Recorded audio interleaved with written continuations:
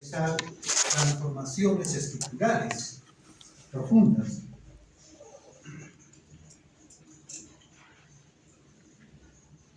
Transformaciones estructurales.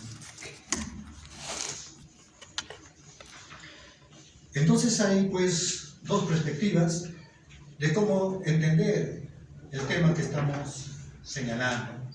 Dentro de estas reformas estructurales encontramos teorías, encontramos enfoques que se han venido aplicando en el mundo, como por ejemplo el enfoque de los pioneros, del desarrollo, la involución conservadora, el tema de las necesidades básicas y ahora de la contrarrevolución neoclásica. Y dentro de las transformaciones estructurales se plantea, por ejemplo, la teoría de la dependencia, las teorías radicales del desarrollo,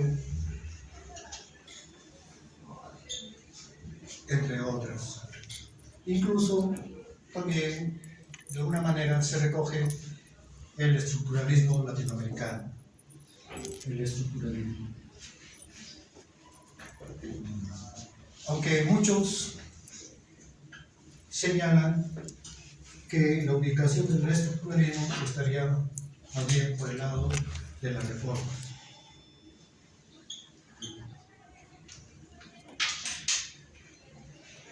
Entonces, este es el panorama que nosotros estamos utilizando para poder entender las propuestas que estamos realizando.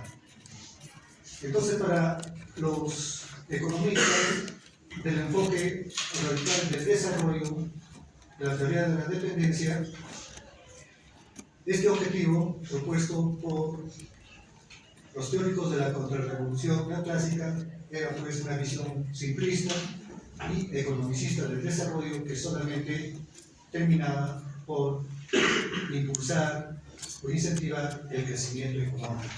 Y sabemos que es insuficiente para hablar de desarrollo.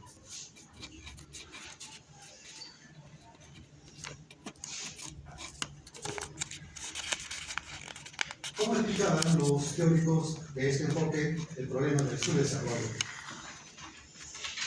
Ellos consideran que el origen del subdesarrollo se encuentra en factores endógenos de nuestras economías. Entonces señalan que, por ejemplo, la falta de crecimiento o problemas internos de cada economía es un efecto que debería de considerarse. Por ejemplo, uno de estos aspectos endógenos era la dotación inicial de recursos naturales y su distribución.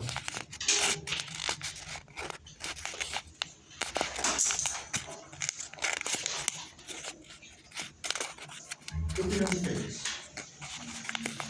sobre esta forma de entender el origen del subdesarrollo? ¿Será simplemente un problema, como se dice aquí, por ejemplo, de la dotación de recursos naturales y su distribución? ¿O habría que tocar otros aspectos más? A ver, ¿usted qué opina? Se debería tocar otros aspectos más aparte de la dotación inicial de recursos naturales. Lo que nos están señalando es de que el subdesarrollo obedece a factores endógenos de la economía nacional, solamente a factores internos. Pero la pregunta es, nuestros países son islas que están desvinculadas de la economía mundial, ¿no? Nuestras economías en este mundo globalizado se encuentran vinculados, articulados a mercados internacionales. Entonces, no podemos circunscribir la explicación del subdesarrollo solamente a factores endógenos, sino también tendríamos que considerar los factores exógenos, ¿cierto? Por ejemplo, el problema de los recursos naturales y su uso y distribución. ¿Qué pasa, por ejemplo, con las tierras productivas en nuestros países?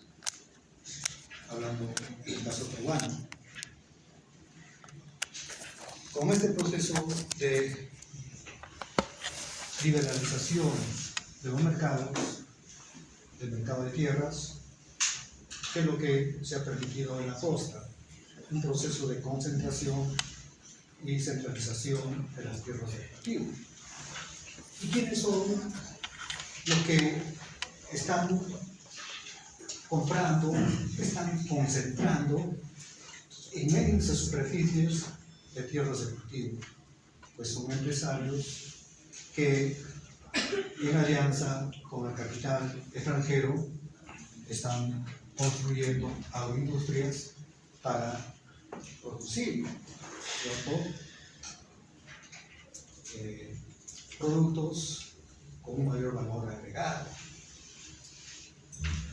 Entonces, ¿qué encontramos ahí? Encontramos una relación entre el recurso natural y el capital extranjero, que finalmente va a permitir articular un proceso de dependencia, porque es el capital que invierte el extranjero en alianza con el empresario nacional, que va a utilizar una tecnología extranjera, insumos extranjeros.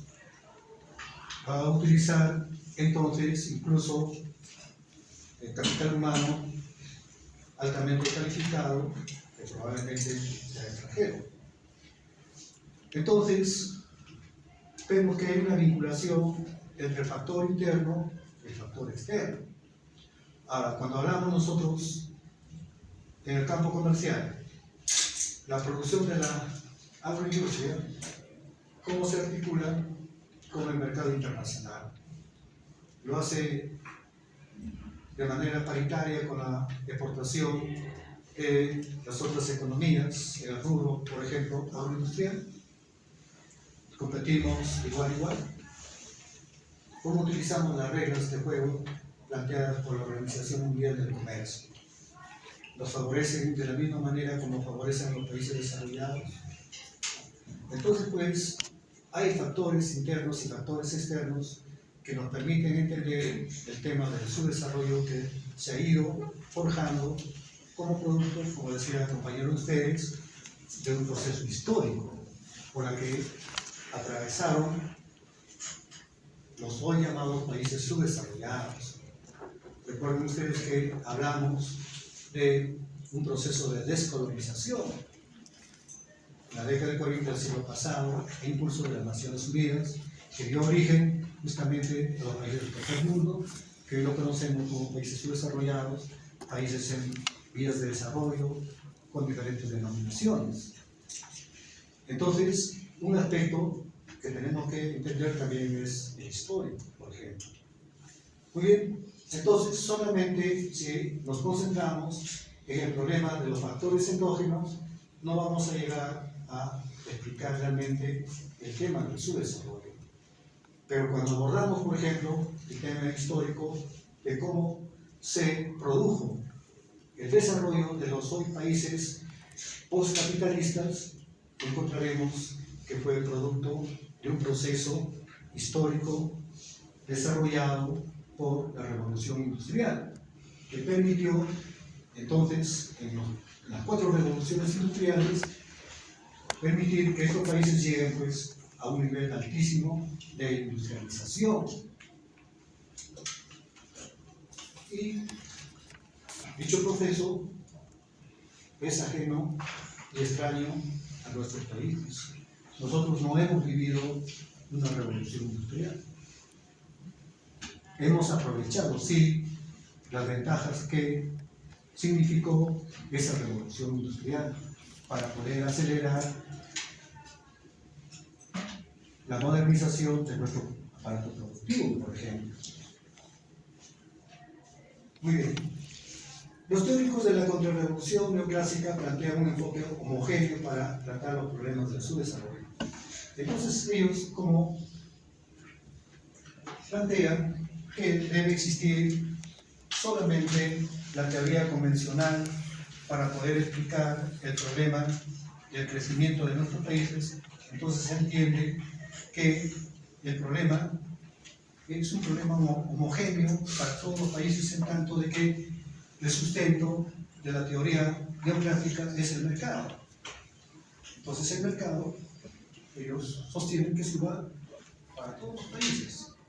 El comportamiento de los agentes económicos es igual en todos los países.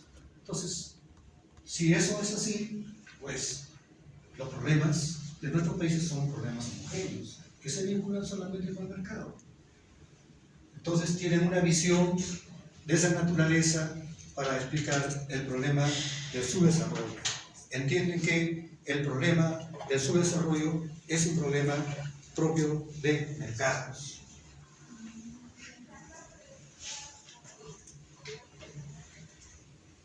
¿Qué señalan con respecto a los obstáculos que tienen nuestros países para alcanzar el desarrollo? Entonces, ellos señalan que los obstáculos para el crecimiento entendido como desarrollo se basan básicamente en causas internas. Una de esas causas internas es la falta de apertura externa, es decir, la liberalización de nuestra economía, de nuestros mercados. Este factor endógeno, según ellos, perjudica la inserción externa de las economías, de manera que, en razón a ello, adoptamos estrategias erróneas. ¿Por qué ellos tienen este razonamiento?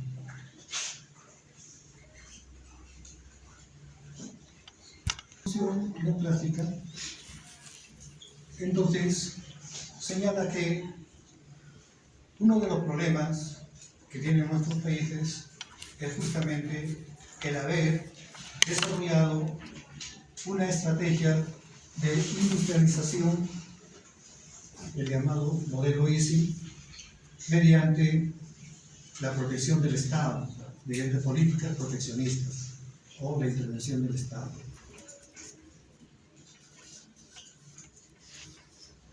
Esta intervención del Estado, mediante las políticas proteccionistas, como las políticas arancelarias para arancelar y aplicación de cuotas de exportación, etcétera, etcétera, ¿qué cosa impulsó? Impulsó el surgimiento de empresas nacionales, empresas industriales nacionales. Pero como estaban protegidas, estas empresas nacionales orientaron su desarrollo sobre la base del mercado interno. Entonces, preferían producir para el mercado interno porque contaban pues con estos incentivos proteccionistas. Esto, como experiencia, hemos señalado, dura hasta más o menos 1979. Entonces, casi todos los países latinoamericanos desarrollaron este proceso de industrialización para lograr, ¿qué cosa? Un crecimiento económico. Un crecimiento económico. Pero ¿qué pasa con los inicios de la siguiente década, 1980?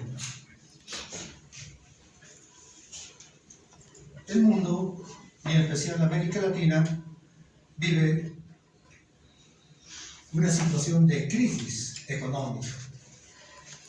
Entonces, tenemos como problema, a finales del 70, una profunda crisis económica. Una crisis económica expresada en una alta tasa de inflación.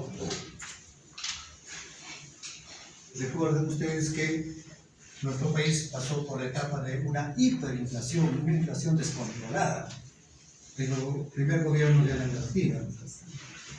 Y también tuvimos una terrible deuda externa una elevada deuda externa. Entonces, esta problemática en 1980 es abordada por los teóricos de la economía neoclásica, de los neoliberales. ¿Y qué cosa dicen los teóricos neoliberales? Plantean que esta situación de crisis económica es producto del fracaso del modelo EASY. Que la crisis entonces, la crisis económica era producto del fracaso del modelo EASY. Entonces, ¿qué proponían? Propuesta: abrir el mercado interno a la libre competencia, ¿cierto? Es decir, impulsar un modelo de crecimiento neoliberal. Modelo de crecimiento neoliberal. El neoliberalismo. Y el neoliberalismo se basa entonces en la liberalización interna y externa.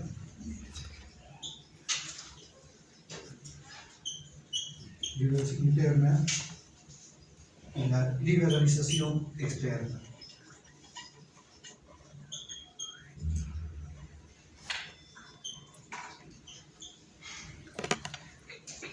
Liberalización interna. Cero intervención del Estado, o mínima injerencia del Estado. Liberalización externa. Apertura de los mercados. Apertura comercial, pero también apertura financiera. Entonces, esa es la mirada que tenían los teóricos de este enfoque de la contrarrevolución neoclásica.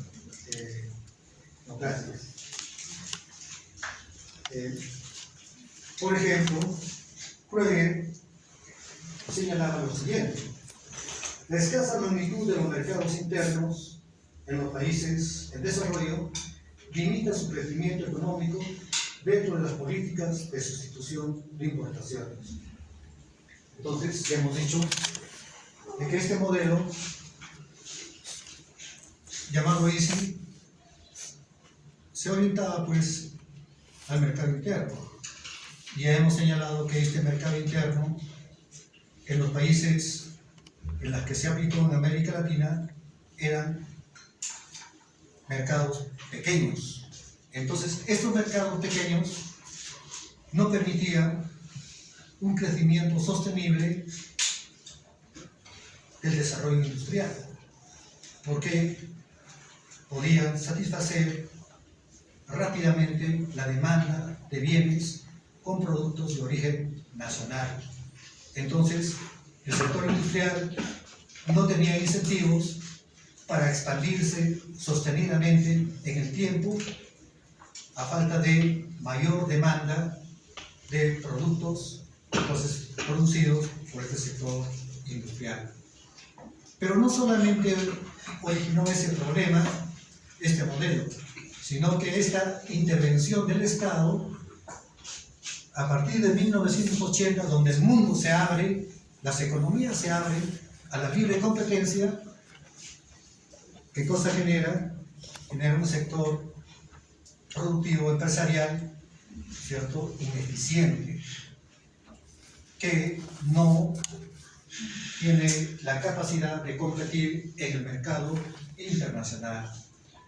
Entonces, un aspecto que caracteriza a estas empresas es la ineficiencia productiva.